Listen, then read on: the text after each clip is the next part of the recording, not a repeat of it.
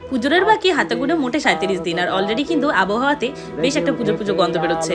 আর পুজো আস্তে আস্তে ব্যাপারটাই ঠিক আছে, এই শীতকালে এবার প্রচুর খরচা। চারধারে শুরু হয়ে গেছে মর্তের দেবীদের আগমনী শুটের পর্ব, আর পুজোর আগ পর্যন্ত এই দেখতে দেখতে চোখটা একেবারেই পচে যায়। আর একজন মেকআপ আর্টিস্ট হয়ে যদি তুমি আগমনী শুটই না করলে, তাহলে মেকআপ আর্টিস্ট বানাতো। তো গতকাল আমার একটা আগমনী ডান্স শুটের কাজ ছিল, তাই নিজেকে মেকআপ আর্টিস্ট প্রুভ করতে পেরে আমি খুবই গর্বিত। আর আগমনী শুট মানে কিন্তু কাক ভরে ঘুম থেকে ওঠা। যথারীতি ভোর 4:30টার সময় উঠে বসে যাই ওকে রেডি করতে। কাজ শুরুতে চোখে একরাশ ঘুম থাকলেও পিএনপিসি করতে করতে ঘুমটা বেশ কখন পালিয়ে যায়। লোকে বলে পিএনপিসি করা খারাপ, বাট সত্যি বলছি শোনো, মাঝে মধ্যে একটু পিএনপিসি করলে মেন্টাল হেলথটা ভালোই থাকে। আর এনার্জি লেভেল আপ করার জন্য পিএনপিসি তো দারুণ মেডিসিন। এবার একটা ইম্পর্টেন্ট কথাতে আসি, তোমরা যারা বলো জবের চাইতে নিজের কাজে শান্তি বেশি, তারা ঠিকই বলো, কিন্তু হ্যাঁ, জবের ক্ষেত্রে একটা ফিক্সড টাইমিং থাকলেও আমাদের কাজের কিন্তু কোনো ফিক্সড টাইমিং থাকে না। আমাদের যেমন দিন জেগেও কাজ করতে হয়, তেমনি রাত জেগেও কাজ করতে হয়। সিজনে যতটা পকেট ফুলে ফেপে ওঠে, অফ সিজনে যদি ঠিক করে নিজেকে প্রমোট না করতে পারো, তাহলে ততটাই পকেট চুপসে যায়। আর সোশ্যাল মিডিয়াতে নিজেকেও নিজের কাজকে প্রমোট করার জন্য যে খাটনিটা খাটতে হয়, সেটা না হয় পরের একটা কোনো ভিডিওতেই বলবো।